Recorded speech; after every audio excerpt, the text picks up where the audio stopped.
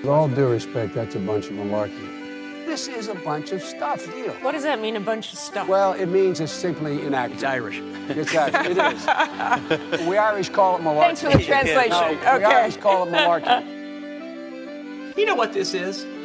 Yeah, and I reserve this word for those rare instances when it's truly deserved. This is malarkey. That's a bunch of malarkey. Direct from the King Spring Studios in beautiful Smyrna, Georgia. This is a bunch of malarkey. Now, here's your host, the incredible Charlie McMahon. Thank you, Scott Shannon, and thank all of you for joining us for another episode of A Bunch of Malarkey. Thanks to all of you. 6,500 of you tuned in last week for our mutant extravaganza, mutant madness, whatever you want to call it. So thank you very much. This is our last episode of the month of April. Can you believe that? I was thinking this morning, as a matter of fact, as of Tuesday, 2019 is a third of the way over already. Seems like we were just ringing in the new year. So pretty uneventful weekend here in Atlanta Metro. My wife is actually up in New York. She had to go up last minute. My mother-in-law is in the hospital. She had to have a procedure done, so we wish her well. And I know all of you listeners can send lots of positive energy up there for her. So get well soon. We're all thinking about you. So speaking of my wife being away now, most people would think, you know, your spouse is away. It's like party time. It's a vacation. Well, folks, it's not. And it's not that I'm not used to doing my fair share of the chores and stuff around the house. It's these dogs, folks. If you have, I know a lot of people say, oh, you don't know what it's like to have kids. Let me tell you something, folks. I'll trade you my 3 dogs for 5 kids. You know? I'm not screaming babies, okay? You got me there. But a kid who can tell you when he's not feeling well, where you could do things with. If you want to hop on a plane and go somewhere, you bring the kid with you. You can entertain a kid. You put him in front of a screen, cartoons. You can't do that with dogs, folks. I feel like I'm a nursemaid on call 24/7 for these 3 dogs. They're all on different schedules. Medicine cart. One dog's on 4 medications, a whole slew of medications 4 times a day. The other guy's got extreme allergies. The other one is walking with a limp. It's like a hospital ward here, folks. I'm running for animals, so that's what's been driving me crazy. But on the other end of it, you know, my wife's vegan, so when she's away, I get to cook some stuff that I normally wouldn't be able to make while she's around. So that's it's a mixed bag here when my wife goes away. Most guys would think, you know, you're just sitting around in your underwear watching sports all day. Not here, folks. I'm like an on-call nurse for 3 rescue dogs the entire day, the entire week or however long she's going to be gone. So this is what I have to deal with. So I know a lot of people went to see this Avengers Endgame movie this week. Now, I have to admit, folks, I don't even know what Avengers are. I assume there's some type of superhero. I think there was a movie out a while back. I don't think I've seen a superhero movie. I did see Superman when Christopher Reeve, before he fell off the horse. That's how long ago. I haven't seen any Superman since Christopher Reeve. I did see a couple of the Spider-Man movies. Never saw a Batman movie. Never saw Incredible Hulk. I don't know any of these cartoon superheroes, so I'm lost. So all I see on Facebook is no spoilers, nobody talk about Avengers Endgame. If you don't want to know what happened, you know somebody's going to post something, stay off social media. It reminds me of a story, I think it was back in 99 or 2000, whenever The Sixth Sense came out with Bruce Willis. I went to see it. Okay, there was clues throughout the movie that he was a ghost the entire time. Sorry if you never saw The Sixth Sense out there. I'm spoiling it for you. But there was, hints throughout the movie that he was a ghost the entire movie and that he was dead. But a lot of people didn't figure it out until the end. So when I left the movie with a bunch of my friends, we got in the car and there was a long line at the Roosevelt Field movie theater in New York to get in. And I said to my friends, drive past the line. Why? Roll down the window, I yelled, Bruce Willis was a ghost the whole movie. People started cursing and screaming. So I kind of ruined it for everybody on that line. So I am playing the ship solo, both at home and here in the studio today. Although I do have a guest here with me, but he won't be contributing, my dog Bernie, because he can't be left without me. Normally when I do my podcast recordings up here in the studio, my wife watches the dogs so they don't bark and make noise. But Bernie, the little beagle, can't be without me, and there's nobody to calm him down. So hopefully he won't hear him snoring or passing gas or doing anything else during this podcast. So I think I have him under control, and I think we can proceed. So that's it for the weekend. Flying the ship solo for the rest of the week, I think, and doing the household chores. Now doing a little bit more than I normally do. I'll admit it. We normally split the cooking duties. She does the laundry, not because I don't know how to do it. It's just, I don't do it right. And you ever try folding a pair of women's panties, folks? Where's the front? Where's the back? My hand is bigger than the panty. I don't want to get involved with these dainty little things. So doing the laundry, doing all that kind of stuff. But I do a lot of this stuff anyway. So it's not like I'm doing anything crazy that I don't normally do except manage these dogs 24/7. So, hopefully she'll get back soon. My mother-in-law will get out of the hospital and be well on her way to recovery. So, speaking of hospitals, folks, I read a bizarre story in the news this week that cops are searching for a trio of thieves inside and out. That's right, folks, inside and out. The three robbers brazenly stole nearly $500,000 worth of colonoscopes from a suburban Philadelphia hospital. The swiping of these medical instruments, valued at $25,000 apiece, occurred at the Lancow Medical Center in Winterwood, Pennsylvania, back on the 20th of April. This is the first time we have encountered this type of theft, so we don't have all the answers, said a police detective sergeant. Authorities released surveillance video of the suspects, 2 men and a woman, and their getaway vehicle. The creeps entered the lobby and pried open 2 doors to get to the medical equipment. This is not something that typically shows up in a pawn shop, said Vice, who is a police sergeant, who wouldn't say if it was an inside job. My feeling that it would be some type of black market sales. Now, people always say, black market for a gun. You see in the movies, you're going in an alley and the guy pops the trunk. What do you want? A rifle, a machine gun. You imagine that? You go in the back alley for a colonoscope. This has to be an inside job. So a statement from the hospital said it was assisting authorities to determine the facts of the incident. So, people will steal anything. Remember back, around Christmas time when Jen and I did the Mutant of the Week and the guy who stole the big blow-up colon? I mean, people will just steal anything and probably try to sell it on eBay or whatever, wherever they can get a quick buck. So that'll transition perfectly to our favorite segment. Mutant of the Week. So last week we finally had a pretty decisive victory. I know the last week was a tie, and the 2 weeks before that it was like a 1-vote victory. But this past week, the Roadhog, the guy who had a 250-pound pig on his lap driving a vehicle and getting pulled over, beat the turtle terrorist, the man who threatened to unleash an army of turtles on a town. Beat the Roadhog, won 58 to 42%. So it was a pretty decisive victory this week. Thank you all for voting.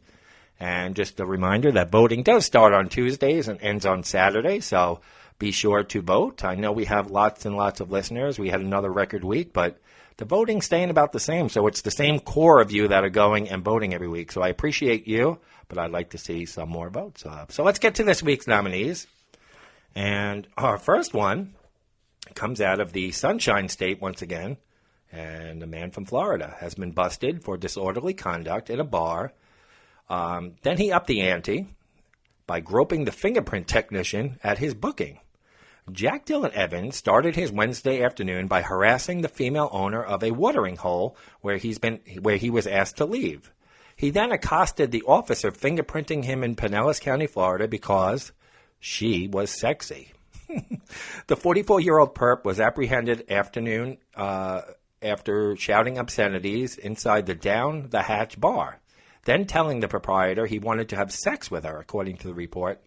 Cops said their arrival didn't slow Evans down, whose foul-mouthed tirade continued even after he was apprehended. At the station, he groped a fingerprint technician, according to a report. The defendant reached with his left hand down the victim's right buttocks area and rubbed the area as the victim was fingerprinting the subject as part of the booking process. The act was allegedly caught on video, and battery was added to Evans' charges. So we'll call this a mutant from Florida, the fingerprinted fondler. So he's already in a bunch of hot water, so why not fondle the woman who is doing your fingerprints? So we'll call him the Florida fingerprinted fondler. So Got to give props to Florida. They make it entertaining for us every week. Our second mutant, we got to go across the country over to Portland, Oregon, where a man was arrested after a woman's dog camera inside her house alerted her to an intruder in her apartment. He was casually helping himself to items in the fridge, taking a shower, and wearing her bra and high heels, police say. He was going through all my personal things, the woman, only identified as Shauna.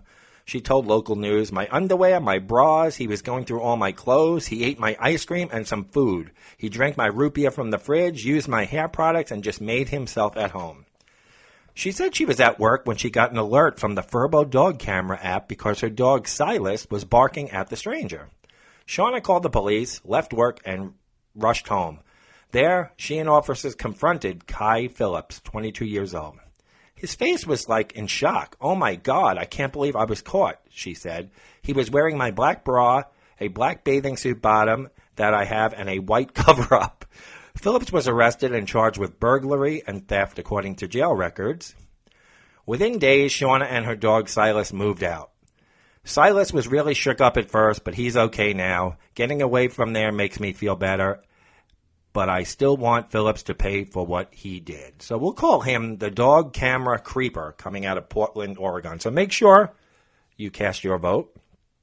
This week it's the fingerprinted fondler against the dog camera creeper. Poll goes up on Tuesday and ends on Saturday. Now, folks, if you have to be living under a rock not to be reading the news these days. I know it's a sensitive subject for some with children, where the measles are making a big comeback in the country. There's an epidemic going around, and it's spreading like wildfire.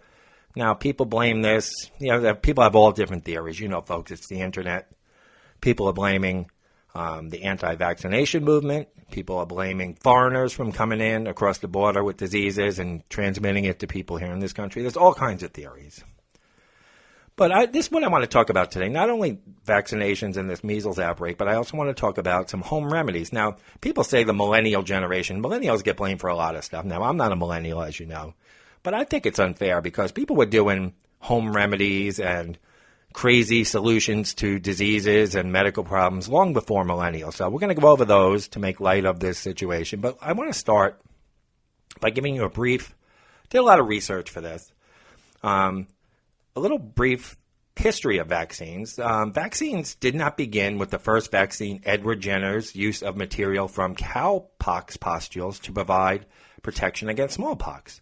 Rather, it begins with the long history of infectious disease in humans, and in particular, with the early uses of smallpox material to provide immunity to that disease. Evidence exists that Chinese employed smallpox inoculation as early as 1000 AD, so a pretty long time ago, folks. It was practiced in Africa and Turkey as well before it spread to Europe and then the Americas. Edward Jenner's innovations began with his successful 1796 use of the cowpox material to create immunity to smallpox. Quickly made the practice widespread, his method underwent medical and technological changes over the next 200 years and eventually resulted in the eradication of smallpox, which wiped out a lot of people, folks. Louis Pasteur's 1885 rabies vaccine was the next to make a big impact on human disease, and then at the dawn of bacteriology, developments rapidly followed. Antitoxins and vaccines against diphtheria, tetanus, anthrax, cholera, plague, typhoid, tuberculosis, and more were developed through the 1930s. The middle of the 20th century was an active time for vaccine research and development. Methods for growing viruses in the lab led to rapid discoveries and innovations, including the creation of vaccines for polio.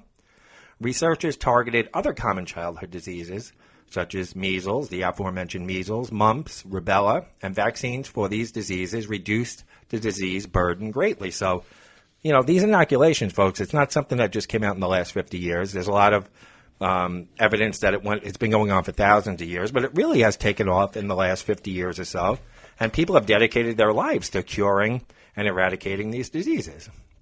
Now, there are a lot of anti-vax people, especially on the internet, because it's the internet, folks. Whatever you believe in, you can find a group, a website, or anything to support your point of view. And you could say, there's my evidence. But I want to go over some common arguments against vaccines and a brief discussion of each, citing scientific studies to back up that these anti-vax people are wrong. First one was started by a former Playboy model, I believe Jenny McCarthy, who said vaccines cause autism. Folks, this is perhaps the strongest anti-vaccine rhetorical weapon, despite the fact that a 1998 study claimed to show an association between the measles, mumps, rubella vaccine and autism was retracted, debunked, and shown to be fraudulent. As a result of his professional misconduct, Andrew Wakefield, the British doctor who produced the study, was banned from practicing medicine in the United Kingdom. Multiple studies performed across the world have shown there is no link between vaccines and autism, but the emotion and fear surrounding autism allows the anti-vaccine community to keep the myth alive. There is no evidence to suggest that vaccine causes autism. Now, if you go on Facebook now, there was a big story about the measles this morning on the CNN website, Facebook feed. There are thousands of people saying it causes autism. No matter how much science you throw at these people dedicating their lives, 50, 60 years of research and treatment and pretty much eradicating measles, they're still saying it causes autism. Now, millions upon millions upon millions of people have been vaccinated. Does all those people have autism? I mean, it's just ridiculous. Well, they'll tell you, the anti-vax people, to do your research.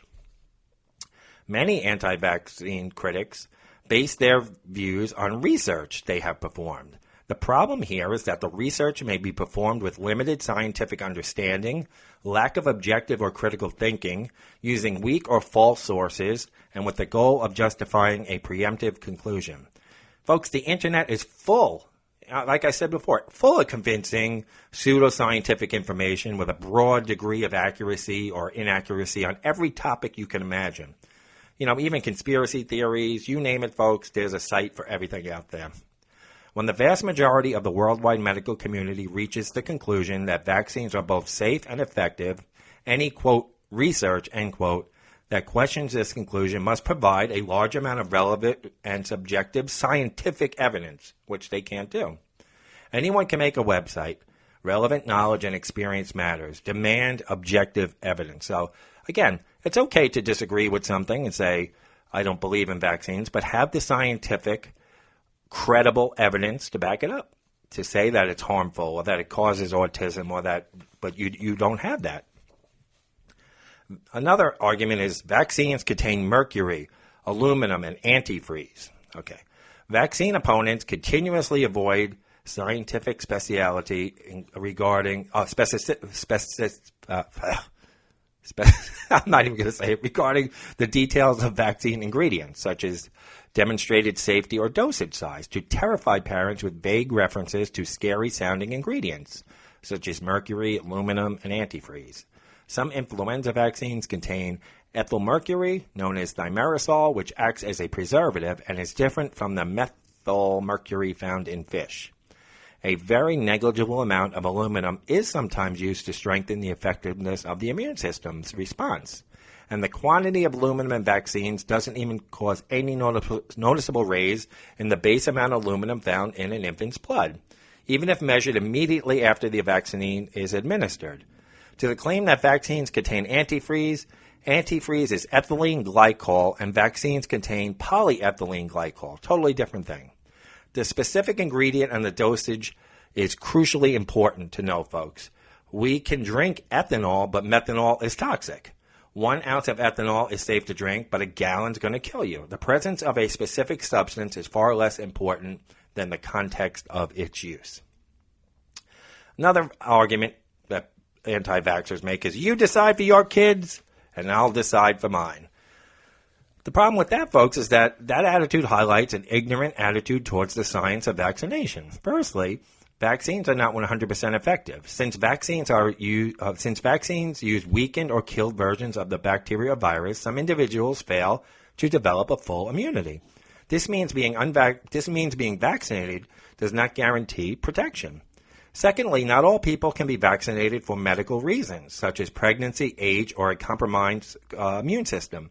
This means that despite some vaccination coverage, Both the vaccinated and unvaccinated may be at risk. This is why the concept of herd immunity is so important, as a sufficiently vaccinated population provides protection for those who cannot be vaccinated for a valid medical reason. Being vaccinated as an individual is not enough, and the decision to not vaccinate affects others.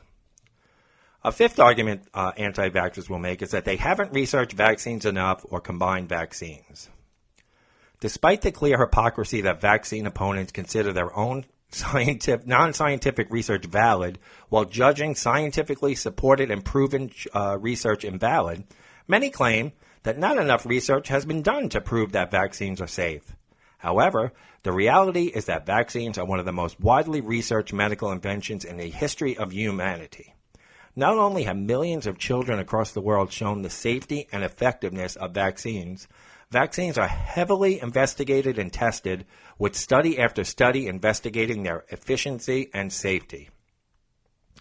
Vaccines and combined vaccines have been thoroughly researched and found overwhelmingly safe. You'll also hear from anti-vaxxers that vaccine makers admit to risks of side effects. Every medication, folks, has a possible side effect, as well as the risk that it may trigger an allergic reaction. Statistically, serious side effects of vaccines are extraordinarily rare, with an estimated 1/1,000,000% of people experiencing severe reactions. That's 1/1,000,000%, folks. With millions of children vaccinated in the U.S. and billions worldwide, viewing these cherry-picked and statistically rare cases through the lens of the internet and social media provides the implication that so-called vaccine injuries are commonplace.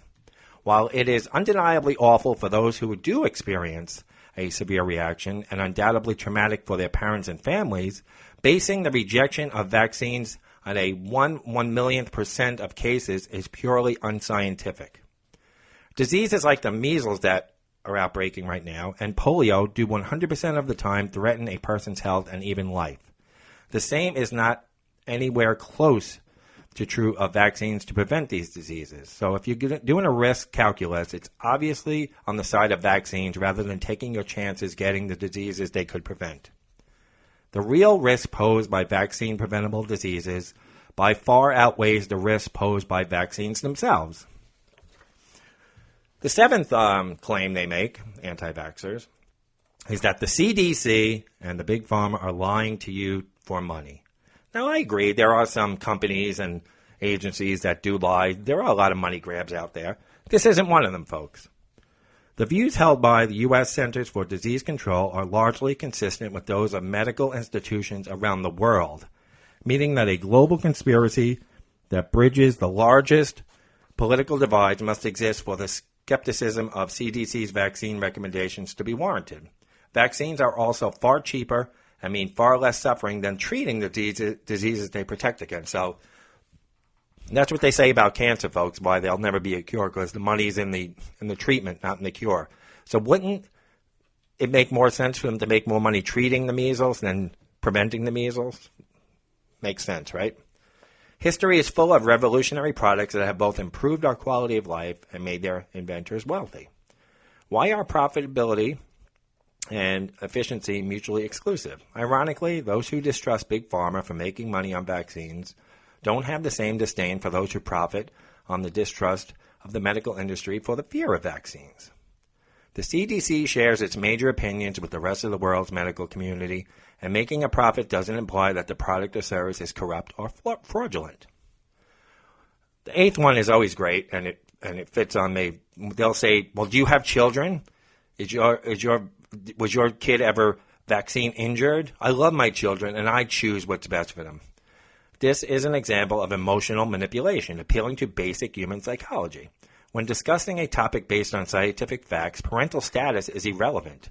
Can men have opinions about the science of ovarian cancer? Can women have opinions about the science of testicular cancer? The claim that one's opinion regarding vaccines only has validity if you are a parent is absurd. Secondly, by stating that they, after careful research, made these choices due to their love for their child, people who make this argument subtly imply that those who do not come to the same conclusion do not hold the same level of love for their children. This is clearly illogical, but it's an attempt to steer the debate away from the fact-based objectivity into emotional subjectivity, where two ideologies are in competition to be the most loving. If I did have children, would that change your mind? Don't use your love for your children or whether I have children to deflect fair and researched criticism. They'll also say, why do we even need vaccines? Measles alone, folks, killed 2.6 million people worldwide in 1980, not that long ago. A number reduced to 73,000 in 2014 due to global vaccination programs.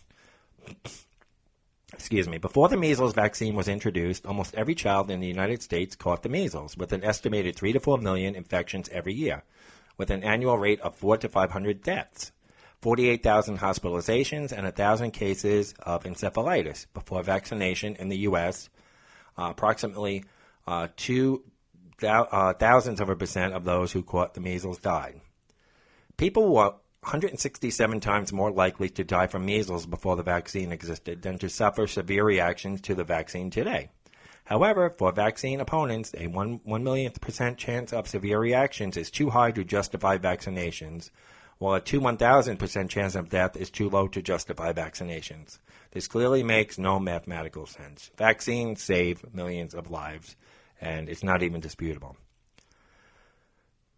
The United States recommends more vaccines than other countries do. That's another argument of anti-vaxxers. This is untrue. The World Health Organization has shown that many countries have an almost identical vaccine schedule to the United States, so that has also been debunked. Folks, yes, parents should question the science about vaccines in order to make the right decisions for their children. However, it is important that these decisions are made objectively, valid research is respected, and in a debate free from misinformation, emotional manipulation, and downright lies. Debating with a vaccine critic may feel like a game of logical whack-a-mole. When one line of reasoning is debunked, another one appears. However, it is a game that we must keep playing. Otherwise, we are in danger of sleepwalking away from the life-saving medical advances previous generations have made and returning to a time where preventable deadly diseases are a more frequent reality instead of a medical horror resigned to the pages of history. Now, as I mentioned before, it wasn't as as critical as the measles, but I grew up in Italian.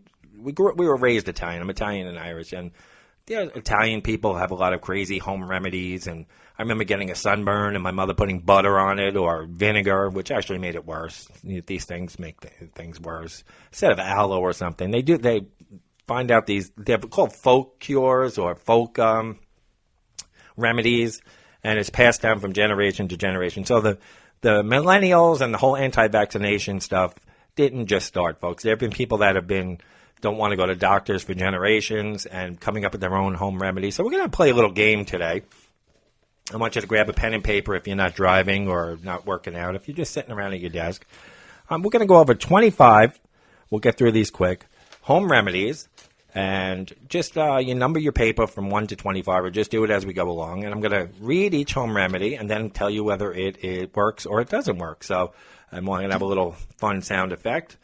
So we're going to go. Well, I'm going to give you the answer after I read each one, rather than go back and go over all of them. So, if your feet smell, folks, less than swell, wipe them down with a vodka-soaked washcloth to get rid of the stench.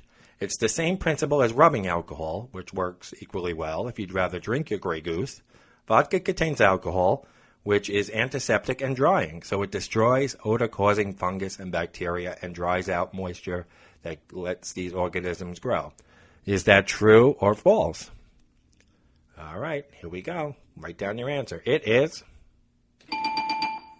true. So if you said true, rub your feet down. If your feet stink, rub them down with alcohol or cheap vodka. Use the Smirnoff, folks. Don't use the Grey Goose. How about an alcohol-soaked headband to cure a headache? Pour rubbing alcohol into a bowl, wet the bandana in the alcohol, and then tie it tightly around your head. Is that a valid home remedy, folks? Is that true? Does it work, or is it false? Write down your answer. It is. It doesn't work, folks. Although there might be some comfort in cooling your forehead, the fumes of the alcohol can actually worsen your headache. Additionally, high levels of alcohol absorbed through the skin may cause nausea Instead, soak the bandana in water that's been mixed with a little bit of rosemary or lavender. Okay, here's one. A milk and cabbage gel mixture for back pain. Chop up 5 to 6 large leaves of cabbage into halves or quarters, add them to 2 cups of milk, pour the mixture into a saucepan and heat for around 35 minutes until it boils and starts to look like a sticky substance. When it cools a little bit, spread the mixture onto your back and leave on for 20 minutes. Now, does a milk and cabbage gel help back pain? Is it true or is it false? Okay. Another folk remedy. Does not work, folks, so don't bother mixing milk and cabbage on your stove and wasting 30 minutes of your life. All right, folks, we're all stressed and anxious from time to time. And we subconsciously clench our jaw and our teeth. This strains the muscle that connects your jaw to your temples and can trigger a tension headache. Here's a solution. Put a pencil between your teeth, but don't bite. You automatically relax your jaw muscle to do this, which can prevent or rid yourself of headache pain. Is that true or false? That is true. So next time you have a bad headache, put a pencil in your mouth, long ways, folks, and just don't clench down on it, just hold it there, and that will help your headache subside. Now, we all use like a Listerine and, has alcohol, and some people don't like the Listerine because it burns their mouth, but they say the classic breath freshener Listerine, with its powerful antiseptic, can also do a number on blisters. Moisten a cotton ball with Listerine and dab it on your blister 3 times a day until the area dries out and no longer hurts. Is that true, folks? Are you putting Listerine on your blisters? It is true. So if you have some Listerine lying around, you have a blister, now you know what to do.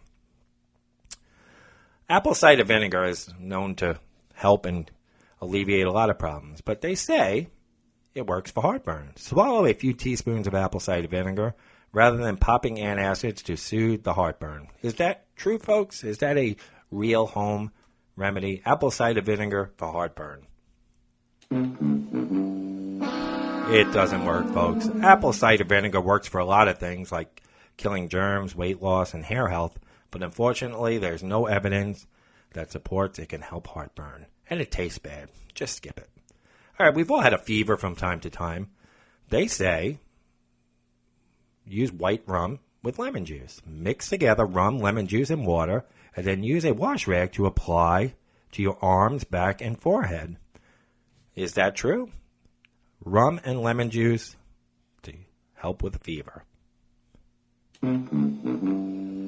No, folks, it does not work. It's another folk remedy.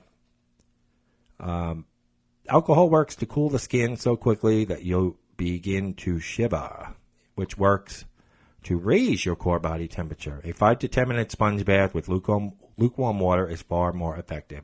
The treatment prevents a sharp decline in temperatures by bringing it down gradually. Now, sometimes you get a callus on your feet. Some people call them corns and calluses. They say licorice contains estrogen-like substances that soften the hard skin of calluses and corns. Just mix some homemade licorice paste. Grind up a few licorice sticks. Mix them with a half a teaspoon of petroleum jelly, Vaseline, and rub the mixture into the rough areas of your feet. Is that true or false? Do you want to put licorice on your calluses and corns on your feet? Is that true or false, folks? It is true. So you might want to grind up some licorice and mix it with some Vaseline and rub it on your feet. You'll go around smelling like a bag of Twizzlers. Now, we've all had achy feet after a hard day at work. For an easy mini massage that stretches and soothes your arches, slip off your shoes and roll each foot over a tennis ball or golf ball or a soup can for a minute or two. To cool throbbing feet, roll them over a bottle of frozen water. So, tennis ball, golf ball, bottle of water. Will it help your achy feet? Yes, it will. So next time your feet hurt, break open that can of tennis balls. All right, so you got a burn in the kitchen. A lot of home remedies for burns. They say apply mayonnaise to a burn immediately after it occurs and leave it on for 10 minutes. Do you think that's going to help you burn, folks? It does not work. Applying mayonnaise or other types of food can actually breed bacteria and complicate your healing process. After a burn occurs, the most important thing to do is cool it down. Direct ice can hurt the skin, but cold running water will work. Aloe is proven to help, and you should cover with sterile gauze to protect the wound. So steer clear of the mayonnaise, folks, except if you're having a tuna or egg salad sandwich. Here's one. We've all had hiccup bouts with the hiccups. Swallowing a teaspoon of sugar dry can stop hiccups in minutes. The sugar is believed to modify the nerve muscles that would otherwise tell the muscles and the diaphragm to contract and contribute to hiccups. Is that true or false? Swallowing dry sugar, a teaspoon, will get rid of your hiccups. That is true. I usually hold my breath for, as long as I can, and that gets rid of it, but sugar is an option. All right, they say, folks, that if you play 30 minutes a day of music, it will reduce your blood pressure. 30 minutes of the right tunes each day can help lower your blood pressure. Is that true or false? Researchers found that people on a medication for hypertension further lowered their blood pressure after they listened to music while breathing slowly. Systolic readings decreased an average of 3.2 points in a week. A month later, readings were down 4.4 points. So keep that music playing, folks. I'm a big music fan, so if you want that blood pressure down, I don't think death metal will do it, or punk rock, or the Ramones, or, I love all that stuff, but I think they're talking about maybe some yacht rock, something smooth. All right, we've all had motion sickness. There's a remedy out there that says if you eat olives or suck on a lemon, it will reduce or eliminate motion sickness. Is that true or false? It is true. Motion sickness causes you to produce excess saliva, which can make you nauseated. Some doctors say compounds in olives called tannins dry out your mouth and can help soothe the queasies. Pop a couple at the first hint of nausea. Sucking on a lemon can also do the trick. Okay, so you're stuck in traffic, folks. We all have stress and anxiety. There's a theory out there that if you chew peppermint or cinnamon gum, it will reduce stress or anxiety, especially when you're in stressful traffic or a stressful situation. Is that true or false?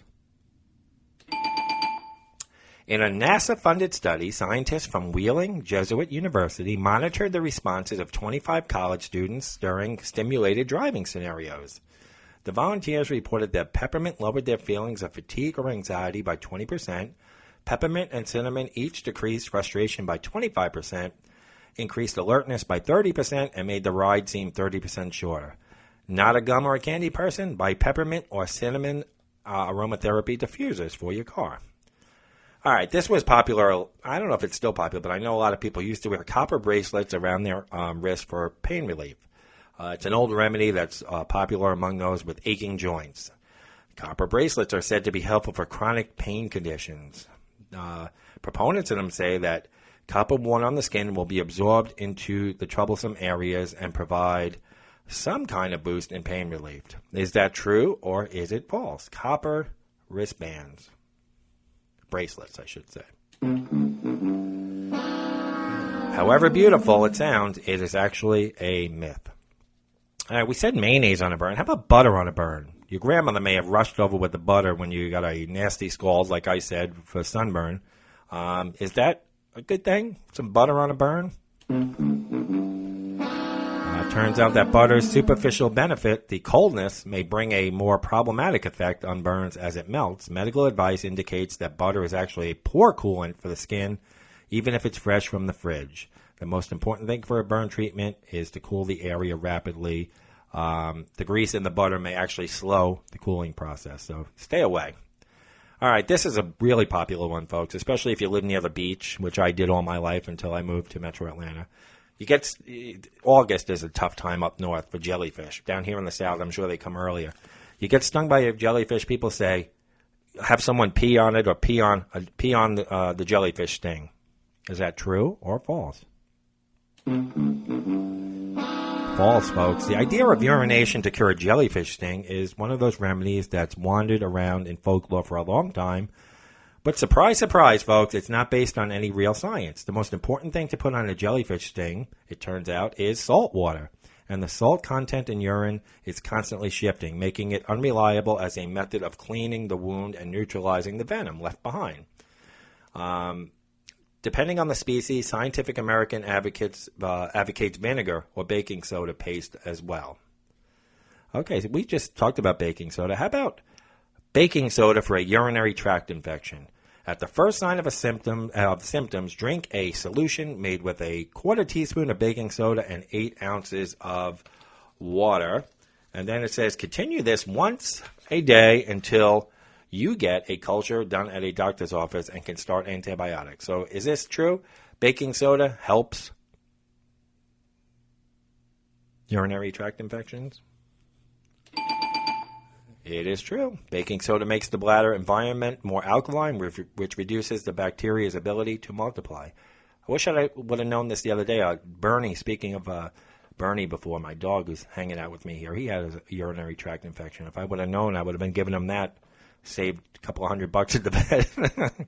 How about minor cuts? We always get them, folks, whether it be a paper cut, a little cut here and there. They say to sprinkle powdered cloves on a cut to keep it from becoming infected. Is that true or is it false? That is true. Clove oil is rich in eugenol, a chemical that's both antiseptic and pain-killing. So if you have some cloves, you have a cut, you know what to do. All right, here's a weird one. If you get a wart, I assume like on your toe or finger, I don't think they're talking about like STD warts, but if you cover warts with duct tape, that eliminates them better than freezing them. Is that true or is it false? It's true. In a study, the duct tape eliminated 85% of the warts after 2 months, compared with 60% of the freezing method. To use duct tape safely, clean the area, then cut a piece of duct tape to a size slightly bigger than the wart, apply the duct tape to the site, and rub into place. Every 3 days, remove the tape and file down the dead skin with a pumice stone or a nail file. Repeat until the wart disappears. Chemicals in the duct tape suffocate and kill the wart. So if you have a wart on your finger, don't go buying those expensive things at Compound W and all that and they're trying to freeze it off. Just get some duct tape and it'll be gone in no time.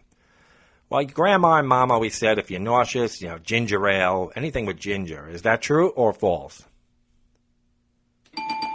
Your mom and grandma were right. Ginger accelerates stomach emptying and helps break up and release intestinal gas.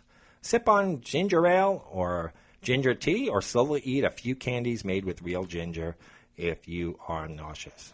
All right, so you have a cracked heel. I've never had that. I guess people with really dry skin at the bottom of their feet. You can heal it with crazy glue, they say. Soak your feet in water for a few minutes, then apply moisturizer and dab the glue on any remaining cracks. One application should do the trick. Is that true or false? That is true. No amount of Prima moisturizer will bring that crack back together, but crazy glue will. I don't know if I would try that, but here's another way to stop a migraine, folks. How about with ice? Applying ice to your temples or the back of your neck for 10 to 15 minutes numbs the nerve that's sending the pain signal and constricts blood vessels. Plus, the icy sensation on your skin helps distract from the pain. Is that true or is it false?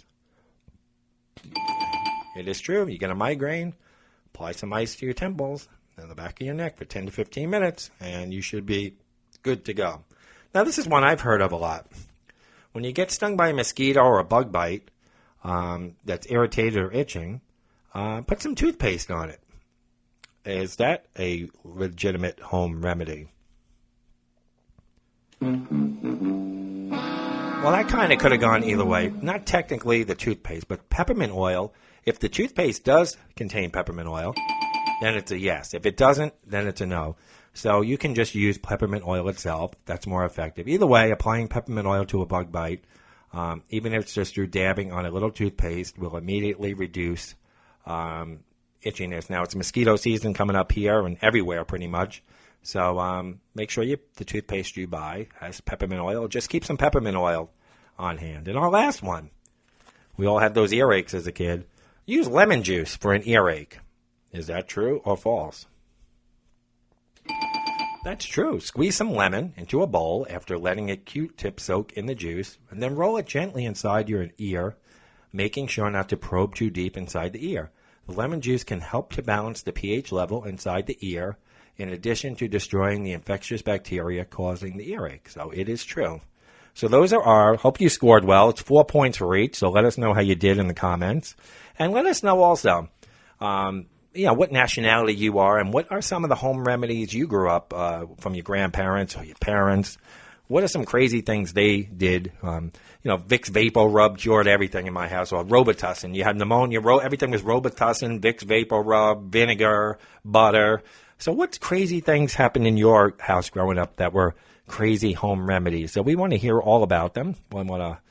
Sharing is caring, folks. So go to our Facebook page, A Bunch of Malarkey, and let us know what home remedies you grew up believing. And perhaps we'll look them up and see if they're true or not. So I hope you enjoyed our crazy home remedies. And, we don't get political on the show. We really try to steer clear of it. But, seeing these measles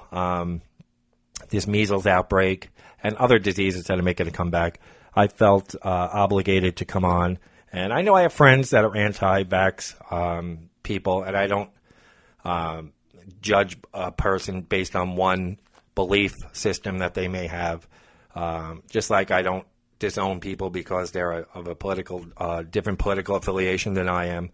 We can all disagree, folks, and we can all be civil about it, but the only thing I ask of people is that if you're going to make statements and you're going to go on the internet, on Facebook, and spread stuff, make sure you do the research, valid research, and spread the right information. There's too much fake stuff going on around there and circulating, so I have no problem with what you believe in, but make sure you've done real research, folks, and you're circulating valid information out there. So thanks again for joining us. I hope you enjoyed the show.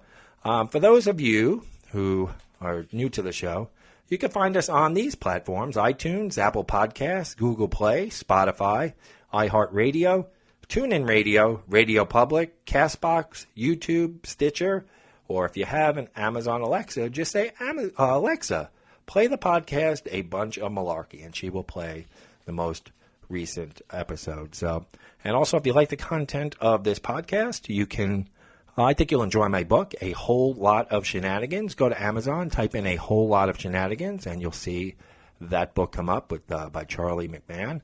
I think you'll enjoy it. So go out and grab the book. It's reading season, folks, sitting out by the pool, the beach, avoiding those mosquitoes with toothpaste. You know what I'm saying. So, folks, there's measles going around. There's all kinds of crazy stuff going in the world. And it's never more true that you have to beware. It's a shit show out there. Thank you so much for joining us. This has been A Bunch of Malarkey. Have a great week, everybody. Take care.